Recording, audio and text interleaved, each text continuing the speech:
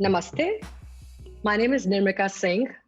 I'm a poet, journalist, and music curator.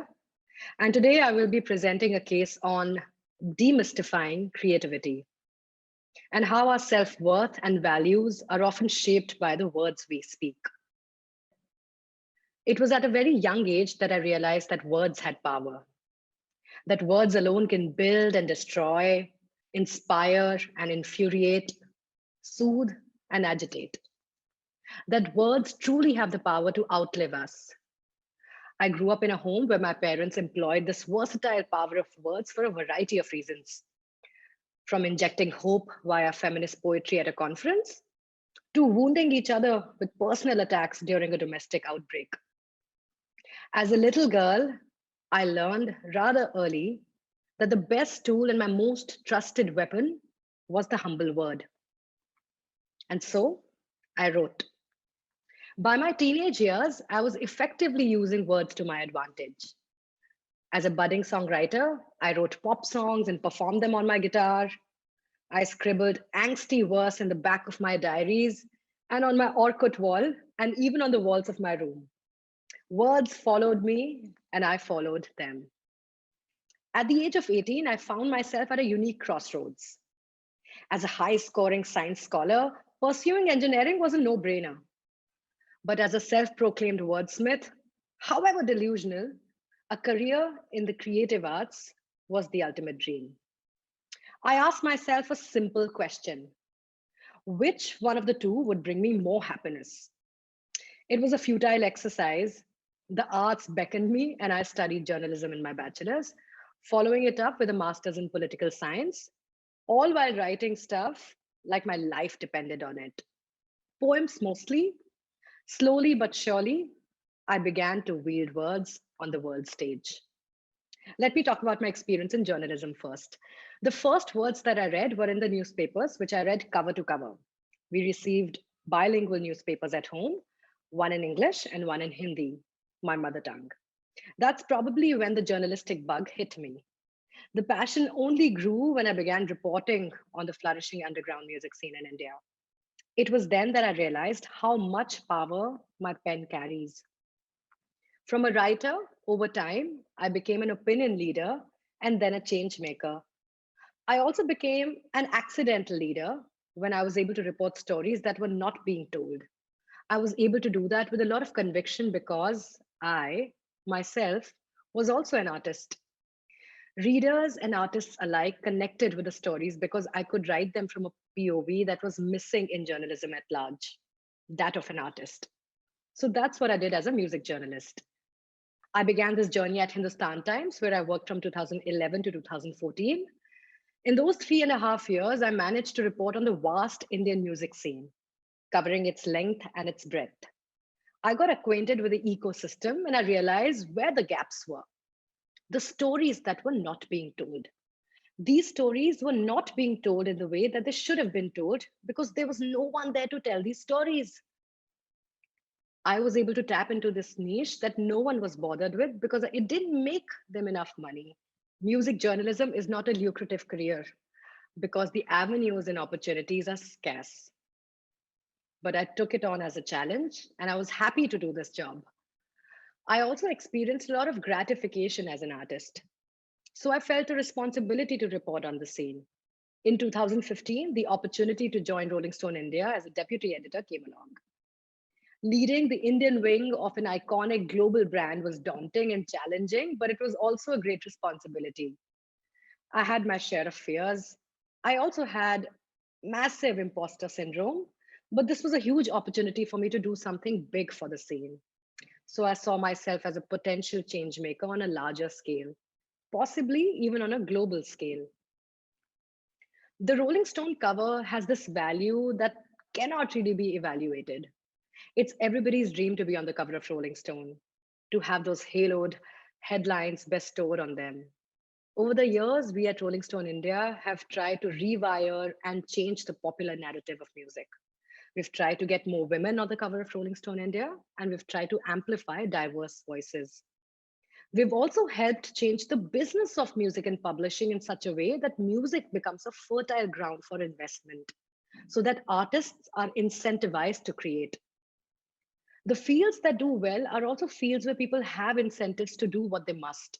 Music tends to be not that field. As a journalist, I felt compelled to foster a ground where artists found incentives to create and to be creative. One of the ways in which I created a space for the same was the Rolling With series in partnership with Twitter India.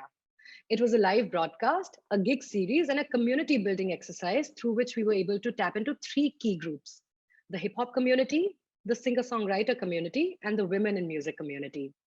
With these live broadcasts, we were able to reach around 9 million viewers, which was unheard of and unprecedented during those times. That's when the tide started turning, and we realized that we had a bigger role to play in the hip hop revolution in India. One of the reasons that makes Indian hip hop different from any other hip hop in the world is its regional diversity. The fact that the vernacular has become global and local. In Indian hip hop, the power of language, the power of the word is so much more important than anything else. It's unbelievable. These bars, their words are unlike anywhere else. It was a proud moment for me when I, as a linguist, was able to place a Hindi headline on the cover of Rolling Stone India in February 2019. This was unheard of again and was a big milestone for me and the publication. As a journalist, I also found myself building wider and deeper networks. There was both width and depth. The width happened when, for example, Divine, one of India's most popular rappers, and I traveled to the Apple Beat studio in Los Angeles. The depth occurred when Rolling Stone India spotlighted hip hop in its extensive coverage of the genre's rise and impact in India. What artists really need is for someone to tell their stories. We, as journalists, as music writers, music critics, play a vital role in telling those stories that are not being told. I'm happy to share my stint in the poetry space. Like I said, I realized the power of words at a very young age. And while I had already been chronicling the world around me, I also began looking inward with my online poetry series called Or Suno. Writing in my mother tongue, Hindi, I channeled a compelling need to speak my mind and voice the unsaid through Or Suno.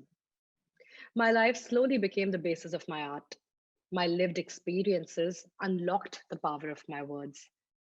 Or Suno made me realize that art actually is vulnerability and emotion. It's speaking the unspoken. Little did I know, this journey of discovery would snowball into a digital movement that would eventually enthrall and comprise more than 100,000 listeners. Orsono also led me to perform the only Hindi language poetry showcase at TEDx Countdown, the global climate change conference, where I joined Al Gore, Chris Hemsworth, Priyanka Chopra Jonas, Prince William, and more to address the environmental urgency. My poem, Kuch Aise Badle Duniya, May the World Change in Such a Way, pushed me to go beyond the human experience and tap into the world we live in, the planet we occupy, to appeal to citizens across the earth to act now and save our future. I was honored to use my mother tongue to make a global appeal. I'm a linguistic migratory. It's very important for people like me who have the best of both linguistic worlds to bridge the gap of languages. There exist divisions in India beyond class, gender, and color. There's also a clear elitist linguistic divide in India, and it's upon people like me to bridge the widening gap and not alienate people. India is one of the few countries in the world where people feel ashamed to speak their mother tongue. I think it's time we took pride in our legacy and heritage. It's time we realized the power of our words and wielded them for good. I'm happy to recite for you all a poem that I wrote for TEDx Countdown. Kuch aise badle duniya. May the world change in such a way. कुछ ऐसे बदले दुनिया कि हर सांस में एहसास हो कि सब सलामत है. May the world change in such a way that every breath is a reminder that no matter what, we'll be all right. कुछ ऐसे बदले दुनिया कि हर आवाज में एक नाज हो कि यही तो जन्नत है. May the world change in such a way that in every voice there is a belief that this, right here, our earth, is the heaven we seek. कुछ ऐसे बदले दुनिया की मौसमों के यूं अंदाज हो कि हम आजाद हैं, कि हम आजाद हैं उस कयामत से, बगावत से, मिलावट से, खौफ की खिलखिलाहट से, कि हम आजाद हैं उस कयामत से. May the world change in such a way that the earth proclaims with glee that she is free. That she is free from the dread of an imminent apocalypse, from betrayal and injustice, from the stirrings of fear, that she is free from a prophecy that did not come to be. कुछ ऐसे बदले दुनिया कि जंगलों का कराहना, वो पेड़ों का रोना, पक्षियों का बिलखना हमें बर्दाश्त ना हो. कुछ ऐसे बदले दुनिया कि हम आसमान चूमे इमारतों से नहीं, मोहब्बत की बुलंदियों से.